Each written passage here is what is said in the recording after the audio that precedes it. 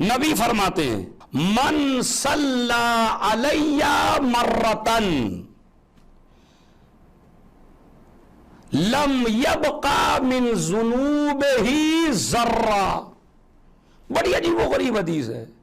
नबी ने फरमाया, जो इंसान मुझ पर एक दफा सलावात पढ़े तो उसके नामे आमाल में एक भी गुनाह नहीं रहता।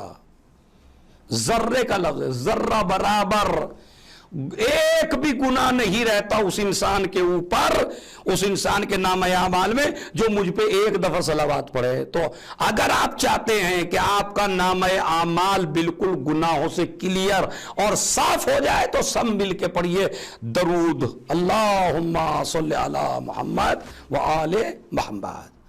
लिहाजा एक सलावात में इतनी ताकत है। और खुसूसन जुमे के दिन, जुमे को फरमाते हैं, मन सल्ला अलैया यौमल जुमा, जो इंसान जुमे के दिन मुझ पे सलावात पढ़े, मीत मर्रा 100 मरतबा। नाजरीन मोहतरम और मेरे सामीन मोहतरम और मौला के अज़ादारों, मौला के मातमदारों, अहले बैत के चाहने वालों, तोहफा ले लो। और वो क्या है कि हर शबे जुमा या जुमे के दिन 100 दफा सलावात जरूर पढ़ना है। अपनी जिंदगी का शेवा बना लीजिए, अपनी जिंदगी का तरीका बना लीजिए, अपनी जिंदगी के लिए वाजिब और जरूरी करार दे लीजिए, क्योंकि कितना सवाब है। मन सल्ला अलैया, फिर सुनिए और से, मन सल्ला अलैया यौमल जुमा मीत मर्रा, जो इंसान 100 दफा मुझ पर जुमे के दिन सलावात पढ़े, गफिरल्लाहु लहू खतीअतहू समानीना सना, अल्लाह इस 100 मरतबा सलावात के बदले में इंसान के 80 साल के गुनाह माफ कर देता है। समानीन का लफ्ज है, समानीन, समानीन यानी 80। तो 80 साल के गुनाह आप क्या नहीं चाहते कि आपके माफ हो? तो बेहतरीन अमल है कि जुमे के दिन या शबे जुमा में आप 100 दफा सलावात पढ़िए, और जरूर पढ़िए। इसको अपनी जिंदगी का शिआर बना लीजिए। बल्कि मौलाए कायनात अली इब्न अबी तालिब अलैहिस्सलातु वस्सलाम ने इरशाद फरमाया, कुल्लु दुआ इन महजूब हत्ता युसल्ली अला मुहम्मद व आले मुहम्मद।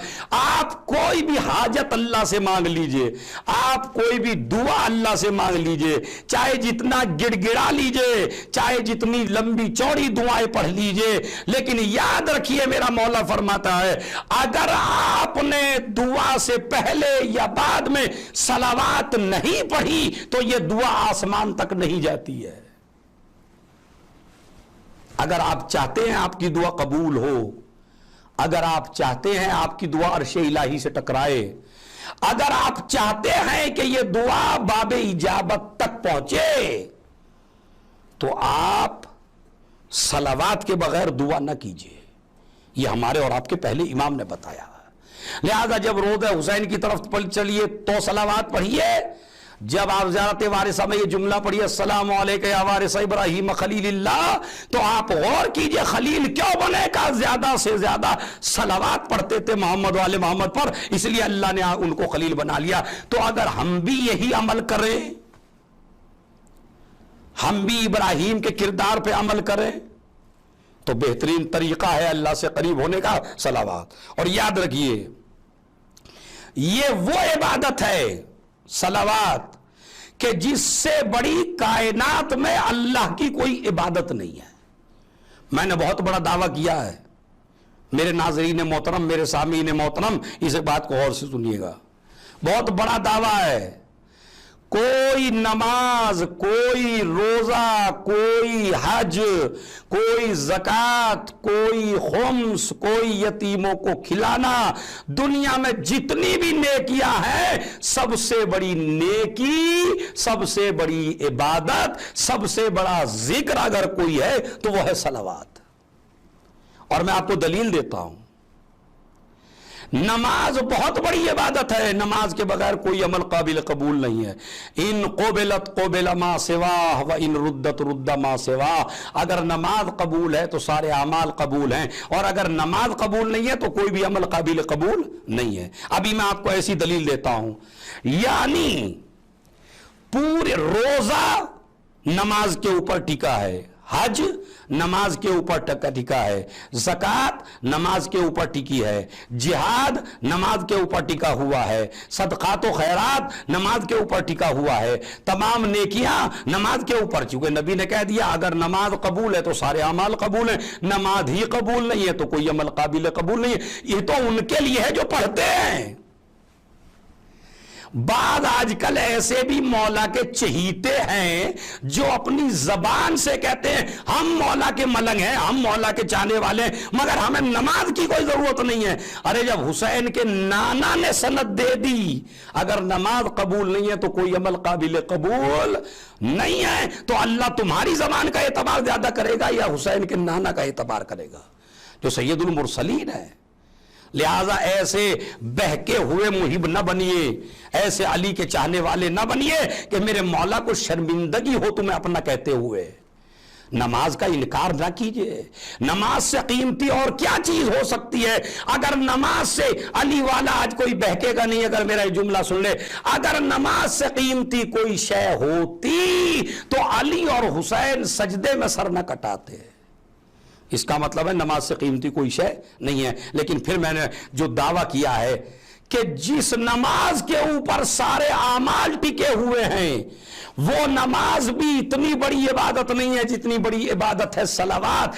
دلیل یہ ہے کہ سارے اعمال ٹکے ہوئے ہیں نماز کے اوپر، اور نماز کی قبولیت ٹکی ہوئی ہے صلوات کے اوپر.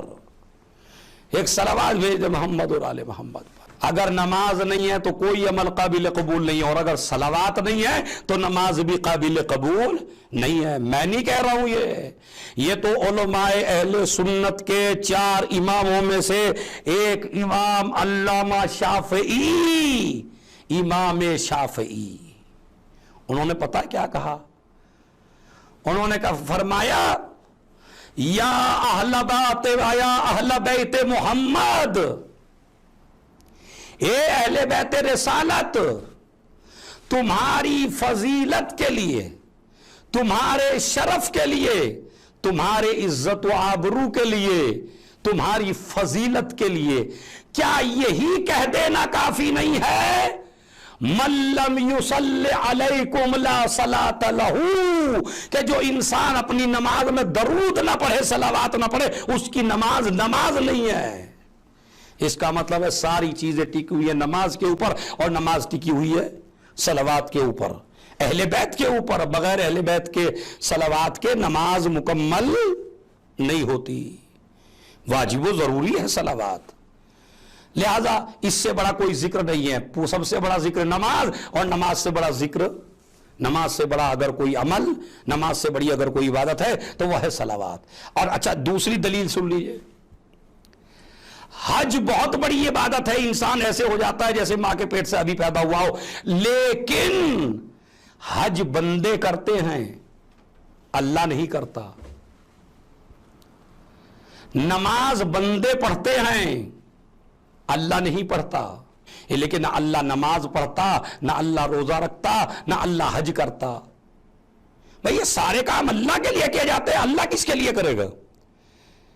کوئی عبادت اللہ نہیں کرتا، لیکن ایک عبادت ایسی ہے کہ جو پہلے اللہ خود کرتا ہے، بعد میں بندوں کو حکم دیتا ہے، اور وہ ہے ان اللہ وملائکتہ یصلون علی النبی یا ایھا الذین آمنوا صلوا علیہ وسلموا تسلیما.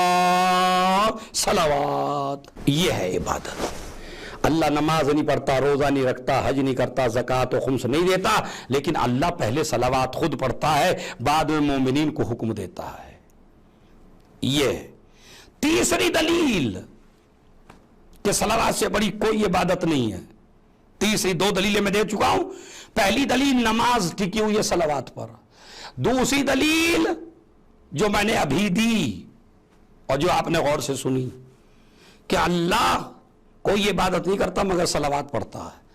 تیسری دلیل، ایک شخص آیا رسول خدا کی خدمت میں، اور رسول کے بعد آ کے، بلکہ رسول کے پاس نہیں، مولائے متقیان علی ابن ابی طالب علیہ الصلوۃ والسلام، جس کے نام کے قصیدے پڑھتے ہو، جس کے نام کے نعرے لگاتے ہو، جس کے نام پہ اٹھتے ہو اور بیٹھتے ہو، وہ تمہارا مولا علی ابن ابی طالب، اس کے پاس ایک شخص آیا، پہلے دربار خلافت میں آیا، سنیے غور سے، بڑا عجیب و غریب واقعہ ہے، پہلے دربار خلافت میں آیا اور آ کے کہنے لگا، یا خلیفہ، اے نبی کے خلیفہ، اے نبی کے جانشین، بتاؤ، پورا دربار بھرا ہوا ہے، بتاؤ تمہارا نبی بہتر ہے یا جناب آدم بہتر ہے؟ یہ اس نے بات کی، پورا مجمع، آپ سے بھی اگر کوئی پوچھے نبی آدم بہتر ہے یا تمہارا نبی، تو آپ کیا جواب دیں گے؟ کہا نہیں، ہمارا نبی آدم سے کیا، سارے نبیوں سے بڑا ہے، ہمارا نبی سید المرسلین ہے، سید النبیین ہے، خاتم النبیین ہے، اس سے بڑا کوئی نبی نہیں ہے۔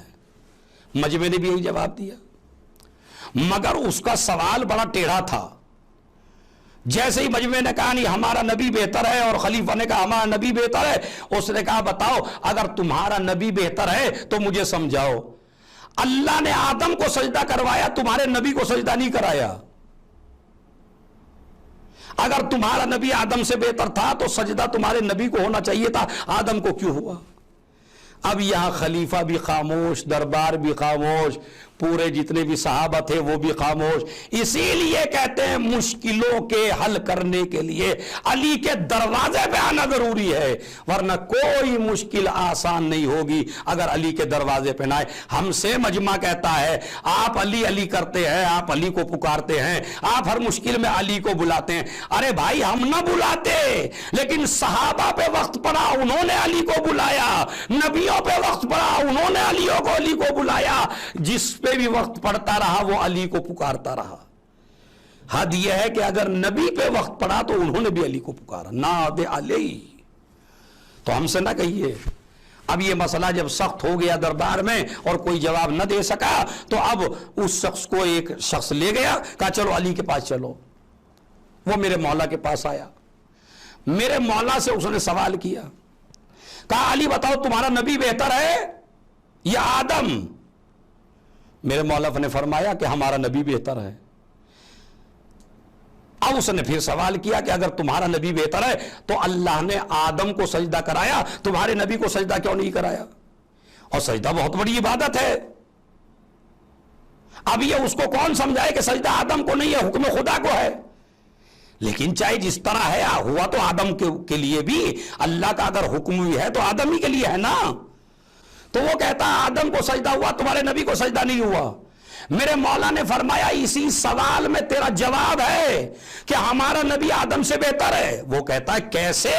مولا نے فرمایا بتا، جب اللہ نے آدم کو سجدے کا حکم دیا تو کیا اللہ نے فرشتوں کے ساتھ خود بھی سجدہ کیا تھا؟ ارے توجہ چاہتا ہوں، میری بات ضائع نہ ہونے پائے۔ یہ بتا جب اللہ نے آدم کو سجدے کا حکم دیا تو کیا اللہ نے خود بھی سجدہ کیا تھا؟ وہ کہتا نہیں، اللہ نے سجدہ نہیں کیا، فرشتوں نے سجدہ کیا۔ کہا بھائی یہی تو شان ہے آدم کی اور میرے پیارے نبی کی شان میں یہی تو فرق ہے۔ جب سجدہ کرانا ہوا آدم کو تو اللہ نے فرشتوں سے کروایا، خود نہیں کیا۔ لیکن جب پیارے نبی پہ صلوات کا وقت آیا تو اللہ نے پہلے خود پڑھی، بعد میں فرشتوں کو حکم دیا ایک صلوات بھیج دے محمد اور آل محمد پر۔ اس کا مطلب یہ ہے کہ صلوات سے تین دلیلیں میں نے آپ حضرات کی خدمت میں پیش کی کہ صلوات سے بڑی کوئی عبادت نہیں ہے، صلوات سے بڑا کوئی مقام نہیں ہے، صلوات سے بڑی گناہوں کو ختم کرنے والا کوئی نسخہ ہمارے پاس اس سے بڑا موجود نہیں ہے۔ میرا مولا علی کوفے کے منبر پہ خطبہ دے رہا ہے، خطبہ دیتے دیتے میرے مولا نے فرمایا ایک زمانہ ایسا آئے گا جب لوگ کثرت سے مریں گے، ایک ایک دن میں کئی مریں گے۔ صبح کو آپ کی جس سے ملاقات ہوگی شام کو پتہ چلا کہ وہ تو دفن کر دیا گیا، وہ بھی مر گیا۔ ایسی حالت ہوگی صبح کو ملیں گے شام کو مریں گے, ایک ایک دن میں کئی مریں گے. موت کا بازار گرم ہوگا, کبھی اس علاقے میں موت, کبھی اس میں موت, کبھی اس میں موت, ہر جگہ موت کا بازار گرم ہوگا اور موتیں زیادہ ہوگی, کثرت سے ہوگی. ایک صحابی اٹھا, اس نے بڑا احسان کیا ہم جیسے لوگوں کے اوپر. اس نے کہا مولا علی پھر بتاؤ جب موت زیادہ ہونے لگے تو کیا کریں؟ اب یہ کوئی حکیم نسخہ نہیں بتا رہا ہے, کوئی مولوی نسخہ نہیں بتا رہا ہے, کوئی پھونک مارنے والا نہیں بتا رہا ہے. یہ تمہارا مولا, ہمارا مولا, غالب کل غالب علی ابن ابی طالب, پوری دنیا کا امام, امام المتقین, امام المومنین, مولا غدیر, وہ فرماتے ہیں کہ جب زیادہ موت ہونے لگے تو اگر تم چاہو کہ اپنے حالات پہ کنٹرول کرو اور لوگوں کی زیادہ موت نہ ہو تو بہترین نسخہ یہ ہے کہ محمد و آل محمد پہ زیادہ سے زیادہ صلوات پڑھو. جتنا محمد و آل محمد پر صلوات پڑھتے چلے جاؤ گے اتنا ہی موت سے دور ہوتے چلے جاؤ گے, پریشانیوں سے دور ہوتے چلے جاؤ گے. پھر پڑھیے مل کے میرے ساتھ, بسم اللہ الرحمن الرحیم. السلام علیکہ یا وارث آدم صفوت اللہ, السلام علیکہ یا وارث نوح نبی اللہ, السلام علیکہ یا وارث ابراہیم خلیل اللہ.